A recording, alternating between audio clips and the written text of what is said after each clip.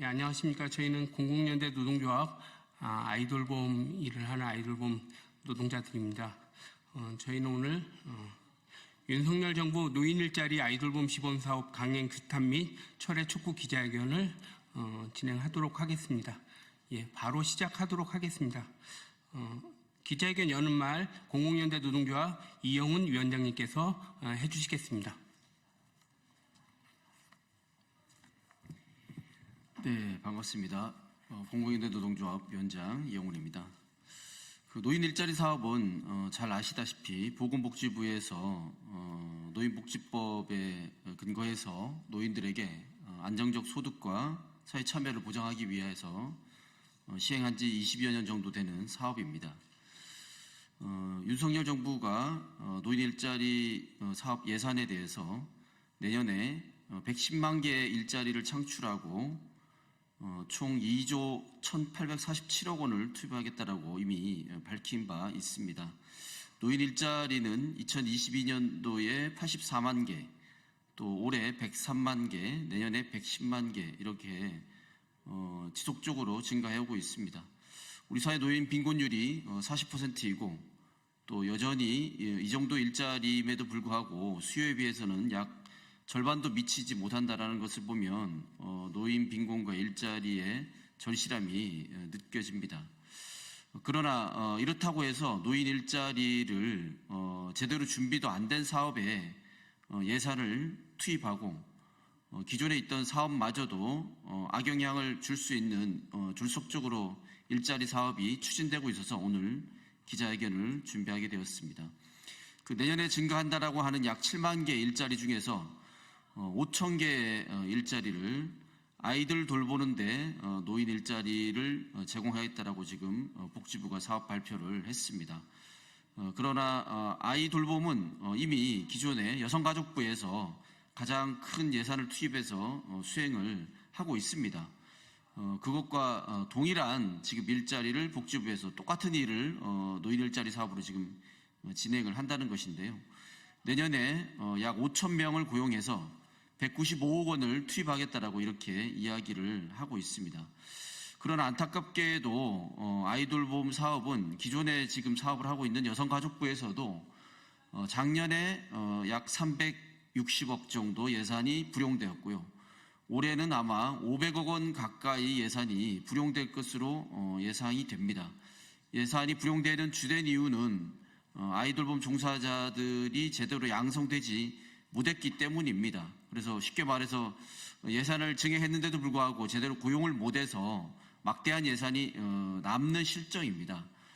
그런데 복지부가 앞서 말씀드렸다시피 이 똑같은 사업을 지금 내년에 200억 원 가량을 투입해서 하겠다라고 하고 있으니 이것이 문제인 것입니다.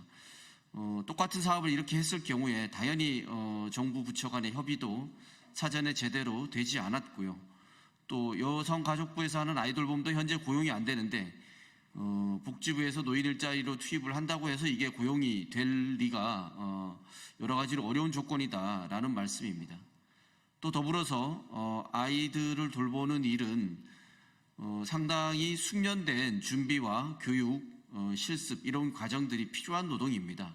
그래서 기존의 공익형 노인 일자리 같이 단순 노무형 일자리가 아니기 때문에 안전사고나 아이들을 돌보는 데서 발생할 수 있는 여러 가지 문제점이 발생할 소지도 있습니다.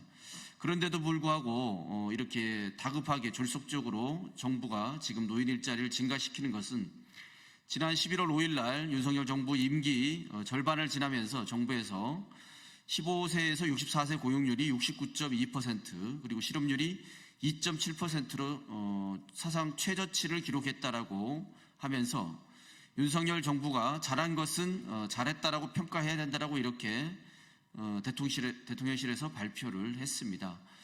이 고용률을 결국에 유지하기 위해서 단시간 노인 일자리로 내년에도 지탱을 하겠다라는 의도가 아닌가 저희는 생각할 수밖에 없습니다.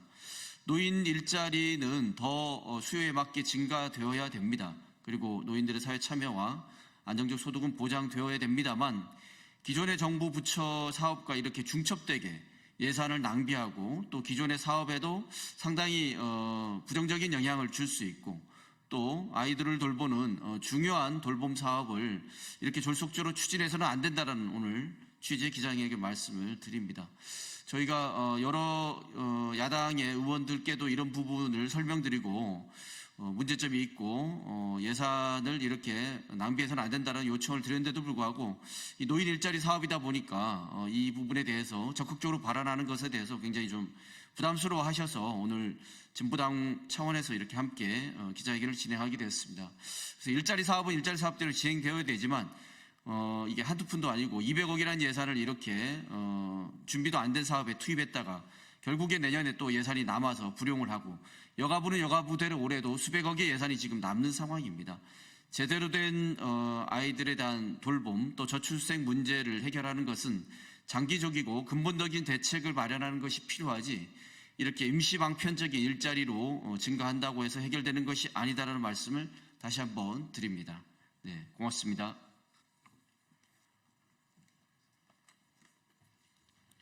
예, 여가부가 24년에 아이돌봄 예산을 31%를 늘려서 4,600억 원을 지금 사용하고 있습니다. 그런데 저희가 상반기에 아이돌봄 양성 내용을 보면 처참합니다. 충청북도는 단 7명밖에 양성을 하지 못했습니다.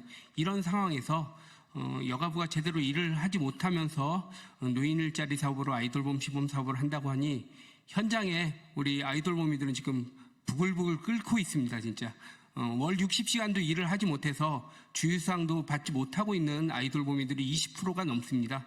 이런 상황에서 노인 일자리 사업이 적절한지 물을 수밖에 없습니다. 예, 현장의 이런 분노를 공공연대 노동조합 아이돌본부과 강원 지부장 김현자 지부장님께서 발언해 주시겠습니다. 공공연대 노동조합 강원 지부장입니다. 반갑습니다.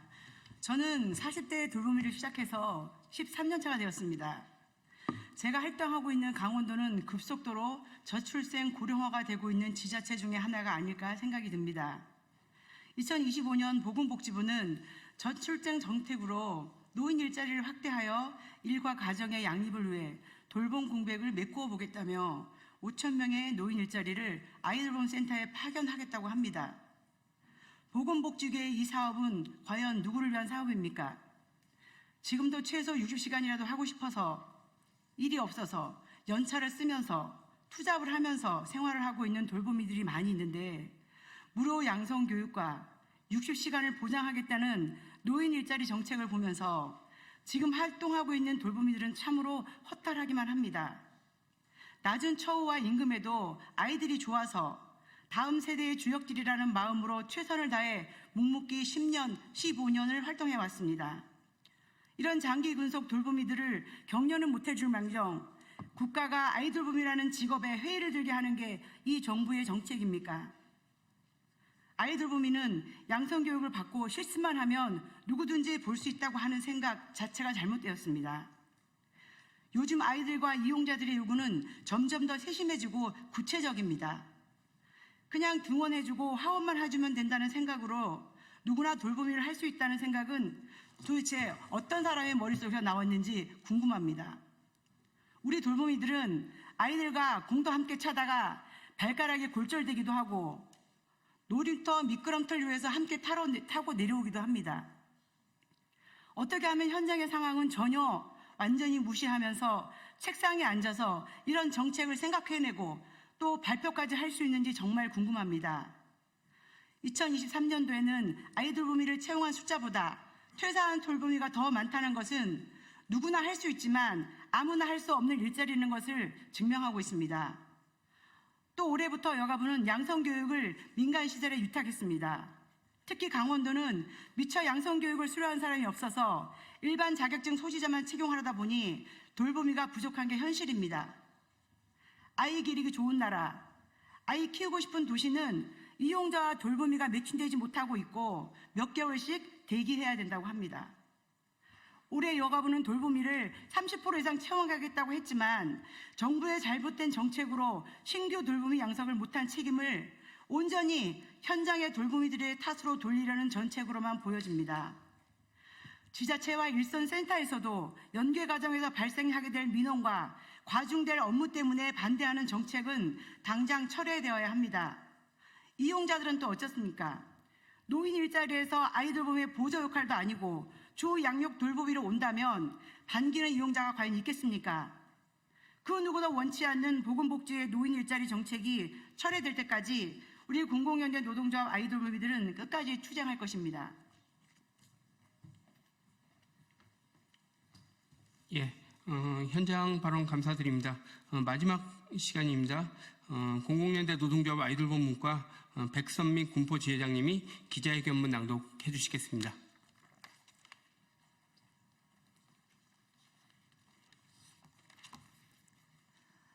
아이돌봄 노인 일자리 사업으로 부적절하다. 보건복지부 노인 일자리 아이돌봄 시범사업 철회하라. 보건복지부에서 노인 일자리 아이돌봄 시범사업으로 195억 원의 예산을 국회에 신청하였다. 아이돌봄 서비스는 여성가족부의 주요 사업으로 0세에서 12세까지 아동을 대상으로 가정에서 아이를 돌보는 사업이다. 아이돌봄 서비스는 대표적인 공공돌봄 사업으로 2024년 현재 8만여 가정에서 2만 6천 명의 아이 돌보미들이 아이들을 돌보고 있다. 보건복지부가 일부 지역에서 이용 신청 대기자를 명분으로 노인 일자리 아이 돌봄 사업을 하겠다는 계획을 슬그머니 진행시키고 있다. 광역 지자체 대부분의 아이 돌봄 지원 기관들은 이 사업에 대해 반대의 의견을 표명한 것으로 알고 있다. 그러나 보건복지부는 지자체와 지원 기관들의 반대를 묵살하고 전국 40개 기관에서 5천 명을 고용해 사업을 시행하려 하고 있다. 보건복지부는 지자체와 아이돌봄 지원 기관들이 반대하는 사업을 왜 강행하려는가? 윤석열 정부의 노인 일자리 7만 개 확대 시책을 달성하고 고용률 유지를 위해 아이돌봄 사업을 포함시키고 무리하게 사업을 진행하고 있다는 합리적인 의심을 할 수밖에 없다. 국회 정책처에서조차 이 사업은 노인 일자리 수행 기관에서 담당하게 되는데 아이 돌봄에 대한 전문성을 갖추지 못한 기관에서 아이 돌봄 사업을 수행하기 어렵다고 지적하고 있다. 또한 노인 일자리 사업은 1년 기간제 사업으로 전문성, 관계 지속성을 가지는 아이 돌봄 사업에 부적격하다는 점을 지적하고 있다. 아이 돌보미를 가정과 연계하는 것은 아이 돌보미와 가정 모두를 잘 알고 있고 상황에 맞는 아이 돌보미를 배치하는 일련의 과정이다. 그런데 채용 과정을 노인 일자리 수행기관에서 진행한다면 아이돌봄 지원기관은 노인 일자리 인력에 대해 파악하기가 쉽지 않고 이는 서비스 질 저하를 초래할 수 있다. 아이돌보미를 양성하기 위해서는 120시간의 교육과정을 이수해야 한다. 양성 비용과 인건비가 1인당 190여만 원이 든다. 양성 후 아이돌보미는 일이 어려워 사업에서 이탈할 경우 고스란히 예산 낭비가 될 수 있다.